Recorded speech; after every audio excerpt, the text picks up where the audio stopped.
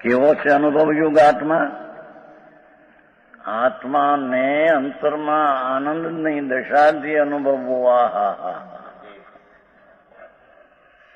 એ પુણ્યને પાપના વિકલ્પથી ભિન્ન પડીને પ્રભુને અનુભવવો એ જીવ કેવો છે. અલૌકિક વાતું છે બાપા. આ પરમાત્મા જનેશ્વર દેવ એનો માર્ગ કોઈ જુદી જાતનો છે. જગતની હારી ક્યાંય મેળ ખાય એવો નથી. હા, કેવો છે અનુભવ યોગ આત્મા?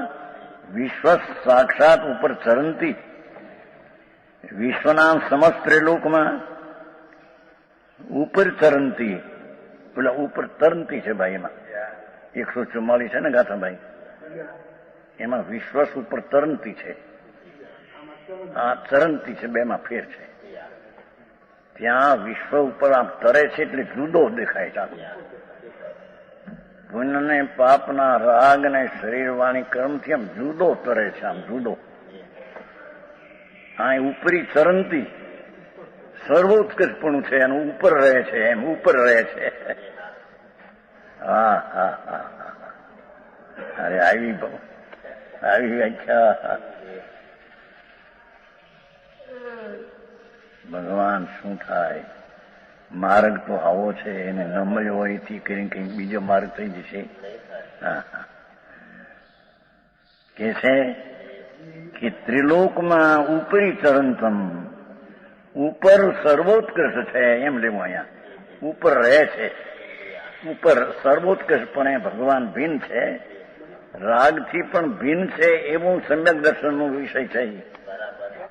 ઉપરી ચરંતમ, ઉપર એટલે ઉપર રહેનારો છે, એટલે કે રાગના વિકલ્પથી ભિન્ન રહીને સર્વોત્કૃષ્ટ પર વસ્તુ તે ભિન્ન છે, એ ઉપાધિ છે. એ દ્રષ્ટિમાં આદરવા લાયક છે. હા હા હા હા. બાકી વર્તમાન પર્યાય અને રાગ આદિ એ આદરણીય નથી એમ કે છે.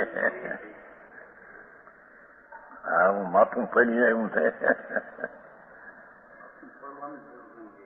ભાઈ આ પૈસા બારી છોકરા ધમા ધૂળ ધમા, એમાં ઘૂંચાઈ ગયો બિચારો. 20 કલાક ક્યાં રહે? કલાક મળે 2 કલાક સાંભળવા જાય છે, એનો કલાક લૂંટી લે કુગુરુ. એને બતાવી દે કે વ્રત કરો, પા કરો, તમારું કલ્યાણ થઈ છે. આ લોકો કે તમારી ભક્તિ ભગવાનની કરો, મંદિરો બનાવો, તમારું કલ્યાણ થઈ. બે જૂઠા છે.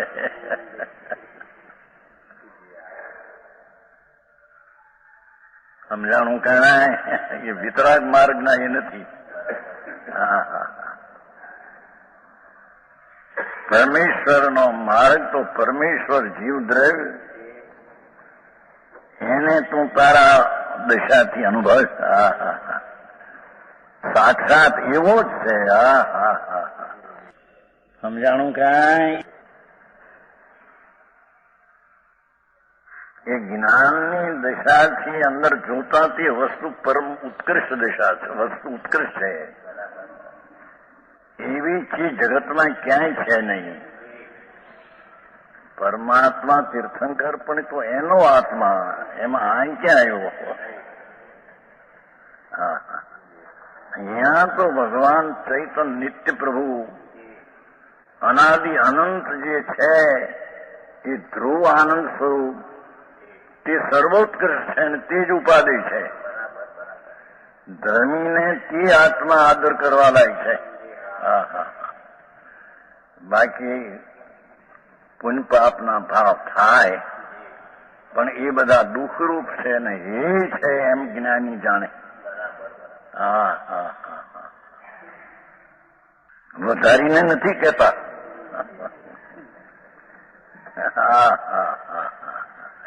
એ પૂરભાઈ 5 લાખની મૂડી હોય ને 25 લાખ કહેવાય.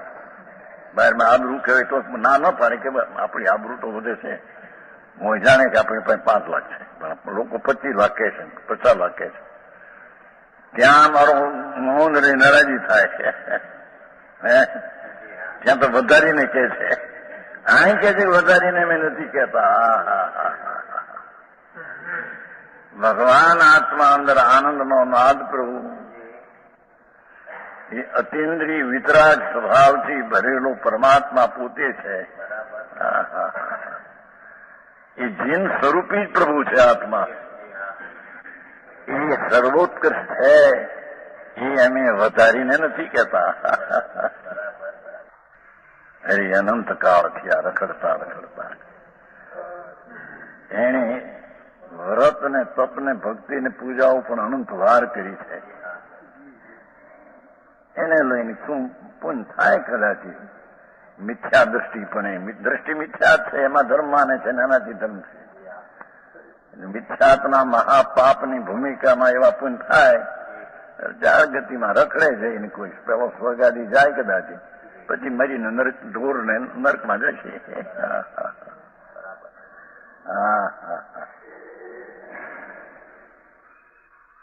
આ કે છે વધારીને નથી કેતા છે. એટલે કે અતિશય ને વિશેષથી કહીએ છીએ એમ નથી. એ તો વસ્તુનું સ્વરૂપ જ એવું છે અંદર.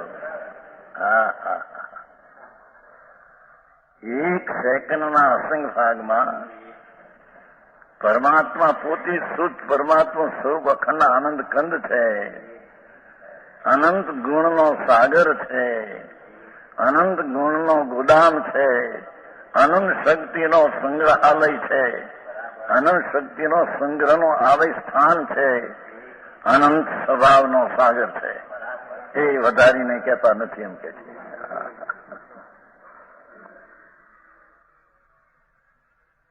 સમજવાય ત્યાં આમાં સાંભળ્યું જ્યાં ત્યાં જોયા હતા ત્યાં ધૂળ ધણી લાખ 2 લાખ મળે ત્યાં ત્યાં રાજી રાજી થઈ જાય.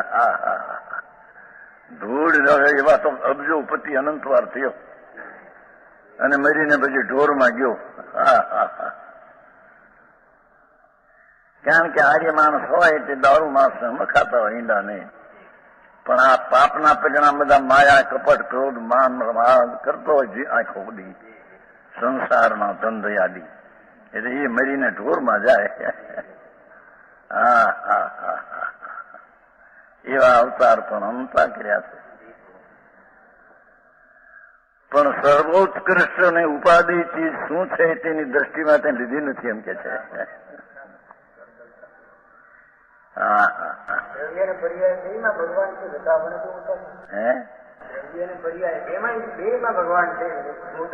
અત્યારે તો દ્રવ્યમાં ભગવાન છે, પણ પ્રતીતિ કરે ત્યારે પર્યાયમાં ભગવાન થવાની લાયકાત પ્રગટે છે.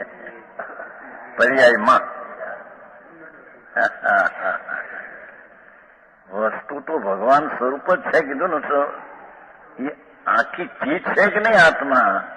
વર્તમાન દશા અને વર્તમાન પુણ્યપાપના ભાવે તો વર્તમાન ક્ષણિક છે. એની પાછળ ચીજ છે કે નહીં કોઈ. શિકાર રહેનારી ચીજ છે કે નહીં ક્યાં ખબર છે કાંઈ.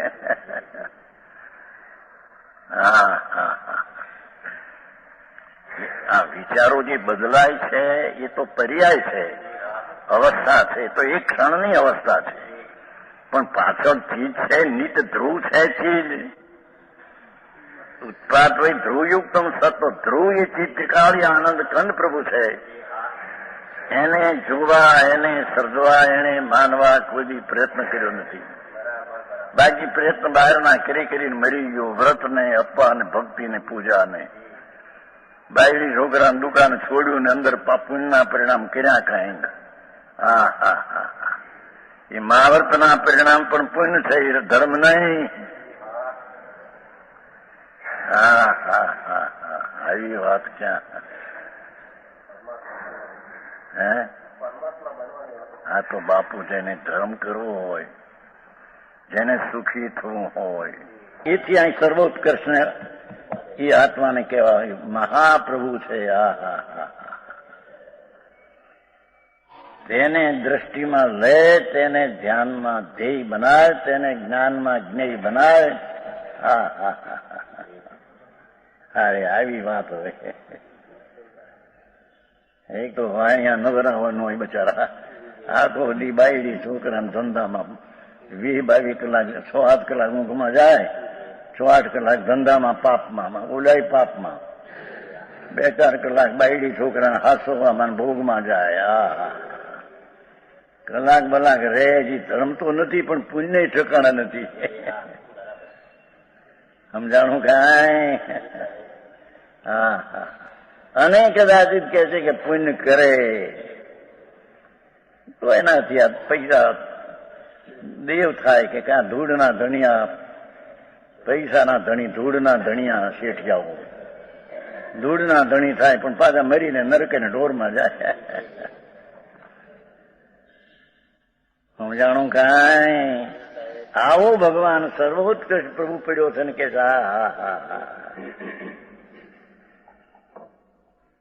આદિ અંત વિનાનો અકર્તા, એનો કોઈ કરતા નથી. ઈશ્વર કોઈ કરે છે એમ છે? ઈશ્વર બીશ્વર કોઈ છે નહીં કરતા. એ અનાદિની ચીજ તારી ધ્રુવ નિત્યાનંદ પ્રભુ એ સર્વોત્કૃષ્ટ છે, એ જ ઉપાધિ છે. એ સિવાય શુભ શુભ ભાવ આવે પણ એ આદરણીય નથી. સમજાણું કાંઈ? ચારું સુખ સ્વરૂપ છે, એ આત્મા અંદર આનંદ સ્વરૂપ છે. અરે કેમ બે એ અંદર ભગવાન આત્મા જેમ ઓલા શકરકંદમાં મીઠાશનો પિંડ છે એમાં ભગવાન સુખ સ્વરૂપ છે. આ આત્મા હો ભગવાન છે. બાકી ભગવાન થઈ ગયા તો થઈ ગયા ને. સુખ સ્વરૂપ છે. કેવો છે? શુદ્ધ સ્વરૂપ છે.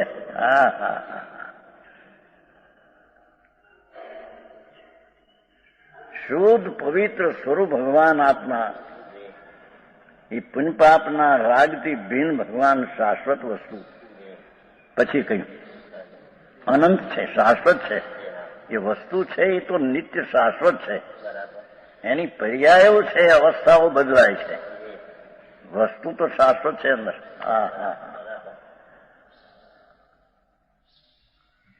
કોઈ એ કરી નથી, કોઈથી એ થઈ નથી. શાશ્વત છે વસ્તુ, અનાદિની શુદ્ધ ચૈતન ખંડ. સમજાણું કાંઈ?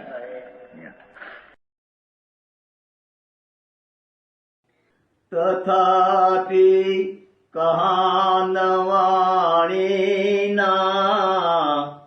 અંકાયે મૂલ્યના કદી. તથાપિ માતવાણીના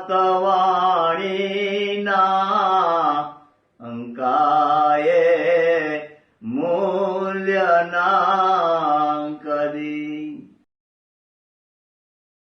પરમ કૃપાળુ પૂજ્ય સદગુરુ દેવનો જયો. પ્રસામૂર્તિ પૂજ્ય ભગવતી માતનો જયો.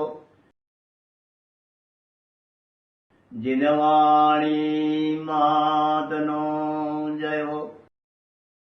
પરમિત્રા દિગંબર જૈન ધર્મનો